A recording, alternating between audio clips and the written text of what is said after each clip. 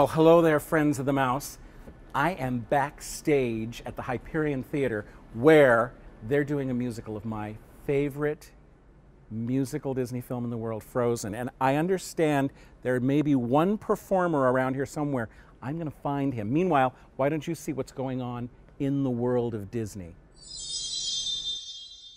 Well, Laughing Place readers, you can see that we are still backstage, sort of, at the Hyperion Theater. And we're here with Renee. Yes, Renee Harrison. Renee Harrison, a costumer here at the Disneyland Resort.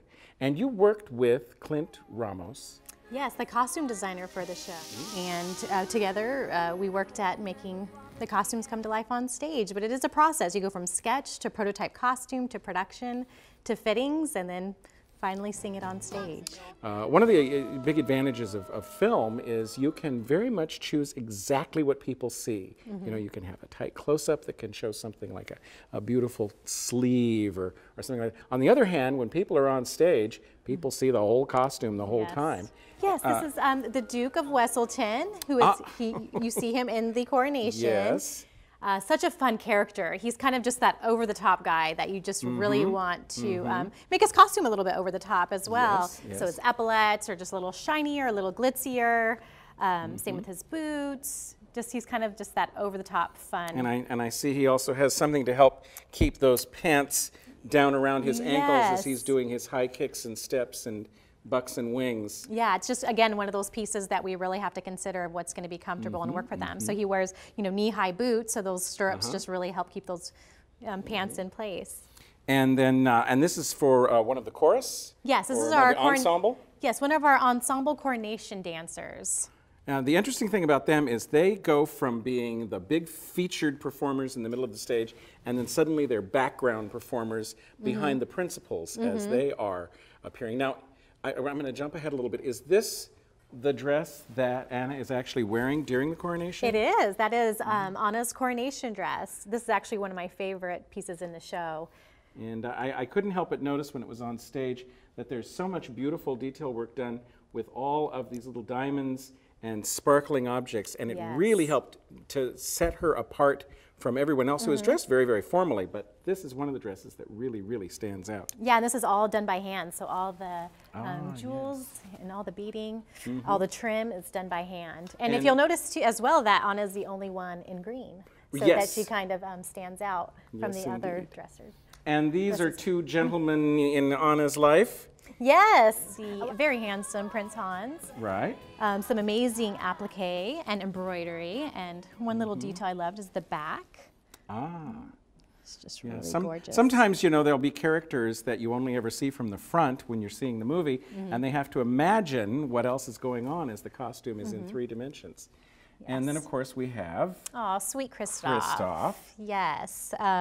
We just have a really nice ultra suede with some fur trim.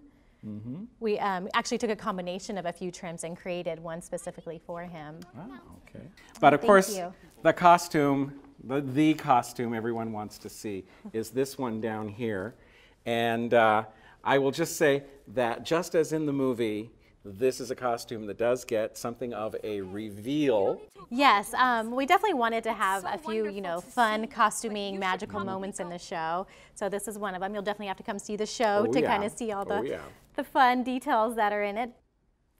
I know they're going to perform 3 performances a day, 7 days a week? 7 days a week, yes. And these costumes have got to take a beating. How many copies of each costume are there on standby waiting to make their performance on stage, to make it out on stage? Well, total in the show, there's over 1,000 costumes. Over 1,000 costumes, not all seen in one performance. No, no, that's just with a cast of 106, you need a lot of backups. Every performer has at least 2 in every look. Well, these costumes are all right there on stage 3 days a week. You can come down and see them, and I hope you will. And thank you so much, Renee. Oh, you're welcome. Thank you for coming. Thank you. We are here at the Hyperion Theater, not backstage, obviously, but here in front of the stage. In fact, we're way up above the stage, and we're here with Mitch Atkins, the technical director for Frozen, live at the Hyperion. Now, what for people who don't know, what does a technical director do? Yeah, I like to kind of summarize it as I'm the person that gets to take all the creative, all the pretty pictures, and then turn that into something that is tangible, and that it turns into a production or an event, or depending on what we're doing here. But in this case, it is the beautiful production of Frozen live at the Hyperion. Now, when you take something like Frozen, you're working with a film that a lot of people have seen. A lot of people have seen Frozen. People come to that with very specific expectations. Now, a movie is a movie, and a stage play is a stage play. How do you bring people's expectations to the stage for something like Frozen? Well, of course, with Frozen, you know, there's a great list of songs that are just really popular, clearly, one in particular. So that was the easy part, right? We could take all that wonderful music and use that in a different way. But fortunately, I don't have to take the storytelling part of that and turn it into those transitions and move that story along faster than the hour and a half that they get to tell it in the animated film. That's the director's job, so I just get to help them realize it. And there are a lot of tools that you had to use in utilizing this. And one thing that I did notice that you're going to see a lot of when you come down here to see Frozen is that there was a great deal of projected scenery and projection done in a variety of different ways. Now, was this something that sort of evolved as you were in production, or when they approached it, they said, this is a tool we definitely want to use? Yeah, projection, I think, was a key element very early on. And then there is a very large LED video wall upstage that is also a key player in this production. And something that I did notice too is so much of this projected scenery is in and of itself animated. So as a technical director, do you, during the course of the actual production, integrate all of those different elements, all those different aspects of each one of the scenes that we see? I get to lead a team of creative people and really hardworking folks that I get the honor of having a great group of folks to be a part of the team. Well, and as I said when they had the premiere, that the last aspect of that is the audience, the last important ingredient. And so I hope you will be part of the audience that will come down here and see the work of your team in Frozen live at the Hyperion, because I'll say this, it looks like it was a lot of hard work, and it looks like it was definitely worth it. Yeah, big payoff. Okay, well, thank you so much. Thank you. And thank you. And I am here with Scott. Scott, what is your title here? I'm the puppet master for Disneyland Resort Right. and for Frozen Live. Frozen Live. And I see we've been joined by one of the stars of the show here. Yeah, hello, Sven. Hello there, Sven. How nice to see you. I just wanted to say you are such an important part of this story that I'm very happy that they found a way to make sure that Sven was a big part of this show. Now, at what point did you become involved with this production? I became involved in June of last year. Liesl, Tommy, and gang did a workshop with Michael Curry Design in an effort to see how we might articulate these characters for the stage, Sven and Olaf specifically. And now Sven is I hate to use the word puppet when we talk about Sven. Sven is so large a character, and I don't want to give away a lot of things, but Sven does a couple of really amazing things in this show. Did they approach you knowing all of the things that Sven was going to need to do, or was it a case that they said that you would say Sven has these capabilities and they would be included? How does that process work? You know, it's a little bit of both, honestly. I mean, what we wind up doing is we design the character through our vendor, in this case, Michael Curry Design, design these characters for the stage.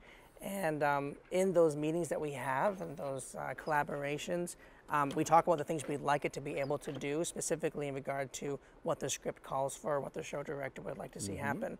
But then, as always, we get these characters into the space, we start working with them, and we discover so many more cool things they can do, and then we find ways that we can insert that. Sven, taking Olaf's nose, during the show, that was Yes. a special effect that we came up with pretty late in the process, but realized it was something that could be effective. Now, would that have been like an actual ad lib by Sven? Yeah, I think it was something that we just kind of played with for fun, and then Michael Curry came up with a really great way to give him a tongue. And with, That gives him the opportunity to actually be able to pull a carrot. So would we be able to see that here? Sure, look at this, here it is. Oh my goodness me! Well, hello there. Yeah, you haven't lived until you've had Sven give you a nice big sloppy kiss on the face. It's true. Now, I noticed Sven has some very special helpers, and I'm curious to know how many very special friends of Sven are there involved in this production? Currently, we are, gosh, how deep? 5 deep? Here's one now, right there. And this was a deliberate decision. I think that's obvious, to be able to see the actor who actually performs the role of Sven occupy the same space. Right, and just as we've also seen with Olaf, if you've seen the production, you can also see Olaf's special friend, helper, performer as well. Yes, you can. And we think that the reason why we went with that from a theatrical approach was because we really want to give these characters a human element. Just the characters in the movie had such great human essence to them, and this humanity that we really wanted to establish for this stage in a very literal sense.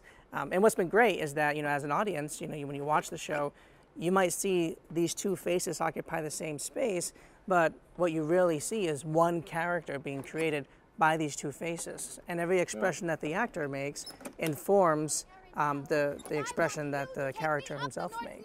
Well, thank you so much for spending some time with us, and thank you, Sven, and Sven's very special helper, and thank you for reading laughingplace.com. Thank you, and I just want to say if anyone wants any more information on the show, they can go to Disneyland.com.